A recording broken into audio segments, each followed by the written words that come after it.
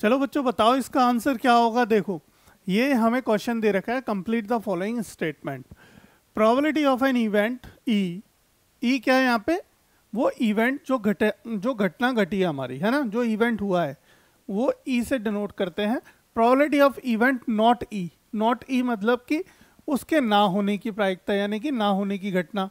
कहने का मतलब अगर एक कॉइन को उछालें, अगर एक कॉइन को उछालें तो या तो हेड आता है या फिर टेल आता है। ठीक है, तो हेड आने की प्रायिकता कितनी होती है कॉइन के, एक सिंगल कॉइन, एक कॉइन, ध्यान रखना, वन कॉइन। अगर एक कॉइन को अगर हम टॉस करें तो हमारा हेड आएगा या फिर हेड नहीं आएगा। तो प्रोबेबिलिटी ऑफ हेड, है ना, और क्या लिख सकते हैं, प्रोबेबिलिटी ऑफ नॉट हेड। ठीक है, probability of head plus probability of not head, दोनों इस तरीके से लिख सकते हैं। तो प्रोबेबिलिटी ऑफ हेड क्या होगी, 1/2 होगी, और प्रोबेबिलिटी ऑफ नॉट हेड क्या होगी, 1/2 होगी। अगर हम इन दोनों को जोड़ दें, अगर हम प्रोबेबिलिटी ऑफ हेड और plus probability of not head को अगर जोड़ दिया जाए तो बताओ क्या आएगा आंसर, नॉट हेड, है ना। तो क्या आएगा हमारा आंसर, हमारा आंसर आएगा 1/2 प्लस 1/2, इसका मतलब 1। तो प्रायिकता कितनी निकल के आई, यानी कि प्रोबेबिलिटी कितनी निकल के आई बेटा, 1 निकल के आई।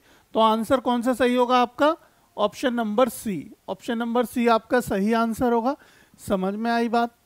यानी कि उसने हमसे क्या पूछा था, प्रोबेबिलिटी ऑफ इवेंट यानी किसी घटना के घटने की प्रायिकता, और किसी घटना के घटने की ना प्रायिकता, मतलब कि या तो हेड आए और या हेड ना आए, और हेड नहीं आएगा तो क्या आएगा, टेल आएगा। तो उसने टेल की जगह क्या पूछ लिया आपसे, हेड को ही पूछ लिया एक दूसरे के रूप में, है ना।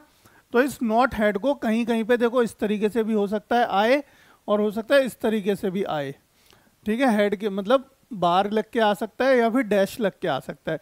इसका मतलब नॉट हेड होगा, है ना, या फिर नॉट ई होगा इसका मतलब। ठीक है, तो चलिए समझ आया प्रश्न, है ना।